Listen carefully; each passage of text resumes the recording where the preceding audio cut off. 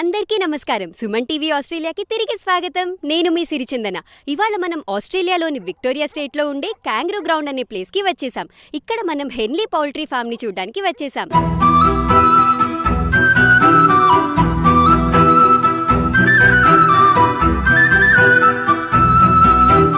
అసలు స్పెసిఫిక్గా ఈ పౌల్ట్రీ ఫామ్కి ఎందుకు వచ్చామనే సందేహం మీకు రావచ్చు. ఆస్ట్రేలియాలో మెల్బర్న్లో తెలుగు వారు ఇంత పెద్ద పౌల్ట్రీ ఫామ్ని రన్ చేస్తున్నారంటే చాలా ఇంట్రెస్టింగ్గా ఉంది కదా.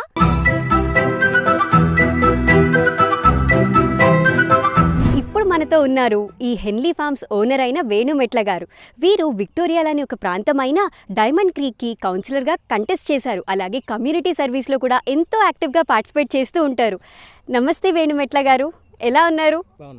మొదటిగా మనం పౌల్ట్రీ ఫామ్ గురించి తెలుసుకునే ముందు మీ గురించి మాకు కొంచెం చెప్తారా? నా పేరు వేణు అండి. నేను మా ఫ్యామిలీ ఇక్కడ క్యాంగ్రూ గ్రౌండ్లో ఉంటాం. నేను ఒక 22 years క్రితం వచ్చాను ఆస్ట్రేలియాకి. ఆబ్వియస్లీ ఐటీలో ఉండేవాడిని. నెట్వర్క్ ఇంజనీర్గా స్టార్ట్ చేశాను నా లైఫ్.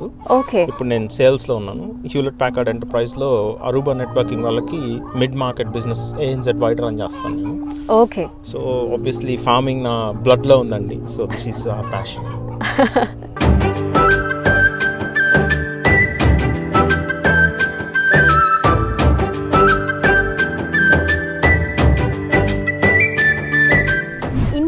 చూసుకున్నట్లయితే పూర్తిగా వైట్ కలర్ ఎగ్స్ దొరుకుతాయి కదా. ఇక్కడ ఆస్ట్రేలియాకి రాగానే నేనైతే గమనించింది మొత్తం బ్రౌన్ ఎగ్స్ దొరుకుతాయి. అసలు ఆ డిఫరెన్స్ ఎందుకు వస్తుంది అంటారు? జస్ట్ కోడి డిఫరెన్స్ అండి. మనకి ఇక్కడ హైలాండ్ బ్రౌన్స్ వాడతాం, లేకపోతే ఐసా బ్రౌన్స్ వాడతాం. ఇండియాలో డిఫరెంట్ టైప్ ఆఫ్ బ్రీడ్ వాడతాం. ఓకే, డిఫరెంట్ బ్రీడ్ వల్ల కలర్ డిఫరెన్స్ వస్తుంది అంటారు. ఓకే.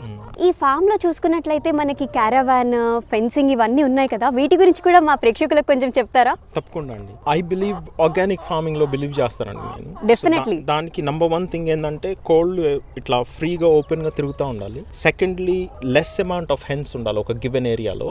మూడవది ఇట్లా మనం ఎట్లయితే చిన్నప్పుడు మన పేరెంట్స్ వాళ్ళందరి దగ్గర కోల్డ్ ఉన్నాయో ఓపెన్ గా ఇట్లా తిరగడం, ఫామ్ లో ఉన్న గ్రాస్ ని తింటాయి, అవి ఇప్పుడు గుంతలు చేస్తాయి, ఉన్న బగ్స్ అన్ని తింటా ఉంటాయి. అట్లానే మనం కూడా ఫీడ్ ప్రొవైడ్ చేస్తాం. సో మనం ఏం చేయాలంటే కాన్స్టెంట్ గా ఈ ఫెన్సెస్ ని మూవ్ చేస్తూ ఉండాలి డిఫరెంట్ ప్రదేశాలకి.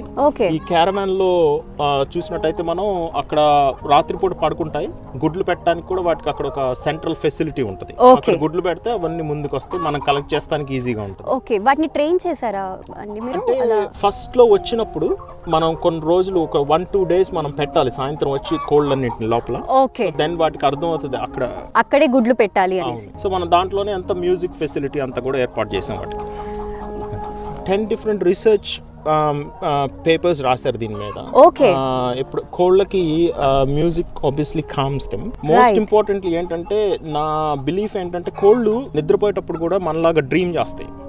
సో ఆ మ్యూజిక్ అట్లా కంటిన్యూస్గా ప్లే చేయడం వల్ల దే ఆర్ వెరీ కామ్. తద్వారా మనకి మంచి క్వాలిటీ గుడ్ వస్తుంది, ప్లస్ వాటి లైఫ్ కూడా బాగుంటుందనే ఉద్దేశంతో ఇది స్టార్ట్ చేసాం. మాకు తెలిసి ఆస్ట్రేలియాలో మేమే చేస్తున్నాం. చాలా కొత్త కాన్సెప్ట్ అండి, అసలు ఎవరికి ఐడియా కూడా ఉండుండదు.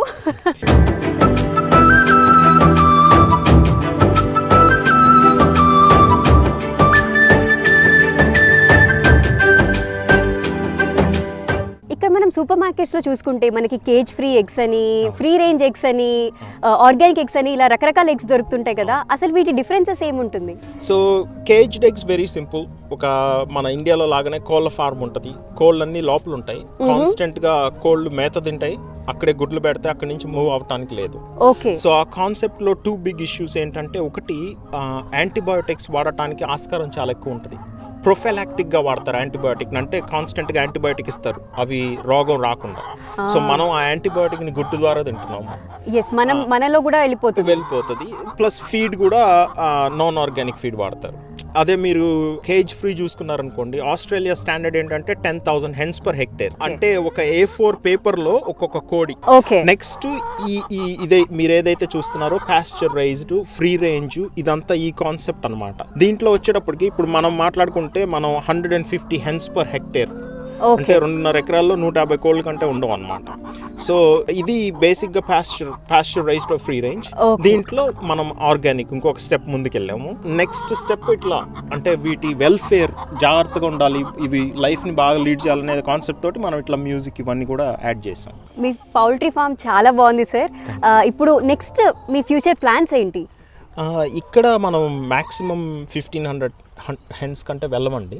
Okay. సో స్టెప్ నెంబర్ 1 అక్కడికి వెళ్తున్నాం తొందరలో. 1300 హెన్స్ అయిపోయిన తర్వాత మళ్ళీ వేరే ఫామ్ చూస్తున్నాము. Okay. We are planning to expand. Like I said, we believe in certified organic food తినాలి అందరూ అనేది మా కోరిక.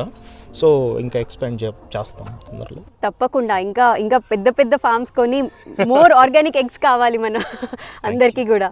ఈ ఫామ్ని మొత్తం రన్ చేయడానికి హెన్స్ కానీ ఎక్విప్మెంట్ కానీ లేదా దీని ఫీడ్ కానీ ఎంత ఖర్చు వస్తుందంటారు? అంటే మనం కమర్షియల్గా ఎవ్రీ టైమ్ 650 హెన్స్ కొంటామండి. 650. సో ఒకేసారి ఈచ్ హెన్ రఫ్లీ అబౌట్ $19 పడుతుంది మనకి. ఓకే. ఫీడ్ అదే చూసుకున్నట్టయితే మనం సర్టిఫైడ్ ఆర్గానిక్ ఫీడ్ వాడతాం. $1,835 a ton. So for example ఇక్కడ మనం చూసుకుంటే feed is the biggest bill అన్నమాట. లిటరలీ ఒక టన్ ఫీడ్ మనకి ₹1,00,000 పడుతుంది ఇండియన్ కరెన్సీలో. బేసిక్. సో ఇవన్నీ ఆబ్వియస్లీ లాంగ్ టర్మ్ స్ట్రాటజీ కాబట్టి ఈ క్యారవాన్స్ వచ్చేసి ఒక్కొక్కటి రఫ్లీ $40,000 పడుతుంది. దాంట్లో మనం ఒక $4,000-5,000 ఖర్చు పెట్టి మ్యూజిక్ సిస్టమ్ ఏర్పాటు చేసాం ప్రతి క్యారవాన్లో. ఈ వాటర్ సిస్టమ్స్ కానీ ఈ ఫీడర్స్ కానీ ఇవన్నీ రఫ్లీ ఇంచుమించు 1000 నుంచి 2000 ఒక్కొక్కటి. ఇంకా ఫెన్సింగ్ ఇట్లాంటివన్నీ ఆక్సిలరీ డిపెండ్స్ మనం ఎన్ని కొంటున్నామండి. ఓకే. సో యావరేజ్గా మన ఈ 3 క్యారవాన్స్ ఇట్లాంటి ఇన్ఫ్రాస్ట్రక్చర్ ఫామ్ని సెటప్ చేయాలంటే ఒక $250,000 $280,000 అవుతుంది. అంటే ఇంచుమించుగా మన ఇండియన్ కరెన్సీలో 1,50,00,000 పడుతుంది అనమాట. బిగ్గెస్ట్ థింగ్ ఏంటంటే క్వాలిటీ ఆఫ్ ఫుడ్. అన్నం అనేది చాలా ఇంపార్టెంట్. సో హెల్తీ ఫుడ్ తింటాం అనేది చాలా ఇంపార్టెంట్ కాబట్టి మనం ఇంత కష్టపడేది ఫుడ్ కోసమే. అది హెల్తీగా లేకపోతే ఇంకేం ప్రయోజనం. That's right. మీరు ఫుల్ టైం ఐటీ ప్రొఫెషనల్గా ఉంటూ ఇంత పెద్ద ఫామ్ని మెయింటైన్ చేయడం అసలు ఎలా మేనేజ్ చేస్తున్నారు? ప్యాషన్ అండి. కానీ మా పిల్లలు, నా వైఫ్ అందరూ కూడా హెల్ప్ చేస్తారు. మాకు ఒక 2 ఎంప్లాయీస్ ఉన్నారు. ఒక అతను రోజు వచ్చి ఎగ్స్ కలెక్షన్ అవన్నీ చేస్తాడు. మేము మొదలు పెట్టినప్పుడు నేను, నా వైఫ్, మా పిల్లలు అంతా చేసాము స్టార్ట్అప్ స్టేజ్లో. ఎవరైనా అట్లానే కదా. అవును. సో ఇప్పుడు అతను వచ్చి పనంతా చేస్తాడు డైలీ. సో నేను ఇక్కడ వచ్చి బేసిక్గా మార్కెట్స్కి వెళ్తాను సాటర్డే సండే. ఎందుకంటే నాకు ఇక్కడున్న కమ్యూనిటీ తోటి కనెక్ట్ చేయడం ఇంపార్టెంట్. వాళ్ళకి మనం ఏం చేస్తున్నాము, ఎట్లా చేస్తున్నాం అనేది చెప్పడం ఇంపార్టెంట్. ఎందుకంటే ఆబ్వియస్లీ దట్స్ ద డిఫరెన్షియేషన్. పూర్తిగా ఫ్యామిలీ సపోర్ట్ ఉండిందంటారు ఫస్ట్ నుంచి. తర్వాత ఇప్పుడు 2 ఎంప్లాయీస్ తోటి మేనేజ్ చేస్తున్నారు. దీని గురించి అందరికి మార్కెటింగ్ ఎలా చేస్తారు, అలాగే ఎగ్స్ ని ఎలా సెల్ చేస్తారు? సో మొదట్లో స్టార్ట్ చేసినప్పుడు కొంచెం మేము అన్ని షాప్స్కి వెళ్ళి డ్రాప్ చేసేవాళ్ళం. 2 డజన్స్ అట్లా ట్రై చేయడానికి. అట్లా కొన్ని షాప్స్ స్టార్ట్ అయ్యాయి.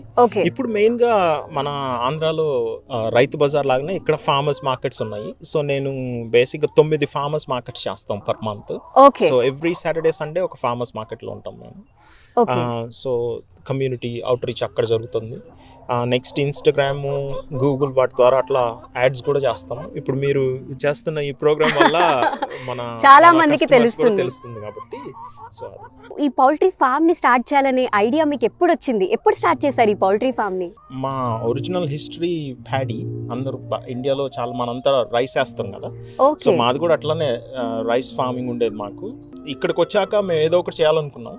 సో ఈ ఫామ్ తీసుకున్నాము. ఈ ఫామ్లో ఆబ్వియస్లీ పౌల్ట్రీ నాకు చిన్నప్పటి నుంచి బాగా ఇంట్రెస్ట్ ఉండేది. మేము ఉండేటప్పుడు చిన్నప్పుడు కోళ్ళు ఉండేవి మా దగ్గర.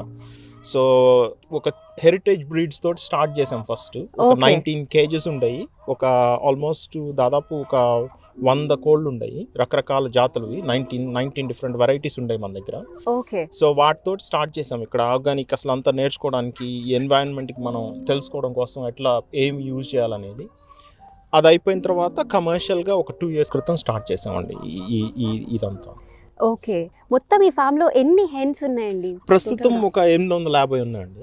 సో తొందరలో ఒక 1300 కోళ్ళ దగ్గరకు వెళ్తాం. ఎగ్స్ ప్రొడక్షన్ విషయానికి వస్తే డైలీ బేసిస్ లో కానీ వీక్లీ బేసిస్ లో కానీ ఎగ్స్ ఎలా వస్తాయండి? సో సమ్మర్లో అయితే ఆల్మోస్ట్ 90% ఉంటుందండి ప్రొడక్షన్. సో మన దగ్గర 900 కోళ్ళు ఉన్నాయనుకోండి, ఆల్మోస్ట్ 880 ఎగ్స్ దాకా వస్తాయి. ఓకే. వింటర్ లో తగ్గుతుంది ప్రొడక్షన్. సో రఫ్లీ 75% ఉంటుంది. క్లైమేట్ ని బట్టి కూడా ఎగ్స్ ప్రొడక్షన్ డిఫరెన్స్ ఉంటుంది. ఎందుకంటే మనం ఆర్గానిక్స్ కాబట్టి రాత్రిపూట లైట్స్ వేయమన్నమాట. సో కొంచెం ప్రొడక్షన్ తగ్గుతుంది. సేమ్ మనుషుల లాగానే వాటికి కూడా పడుకునే టైం ఇస్తున్నారు. అయితే ఇప్పుడు మీరు ఎగ్స్ డైలీ కలెక్ట్ చేస్తారా లేదా వీక్లీ? టైం పీరియడ్ ఎలా ఉంటుందండి? So every day eggs collect చేస్తామండి. ఓకే. సో ఎవరైతే మన శాంటియాగో అతని పేరు, అతను వస్తాడు. డైలీ ఎగ్స్ ఇక్కడ నుంచి కలెక్ట్ చేస్తాడు. ఎందుకంటే టెంపరేచర్ వేరియన్స్ వల్ల ఎగ్ క్వాలిటీ పాడైపోతుంది. సో సమ్మర్ లో మనం 9 o'clock ముందే కలెక్ట్ చేస్తాము. ఓకే. వింటర్ లో 9 to 10:30 మధ్యలో కలెక్ట్ చేస్తాము. కలెక్ట్ చేసి వెంటనే అక్కడ కంటైనర్ ఉంది, దాంట్లో టెంపరేచర్ కంట్రోల్ ఏరియాలోకి వెళ్ళిపోతాయి. ఓకే. 18 degrees మేనేజ్ చేస్తాం అక్కడ టెంపరేచర్.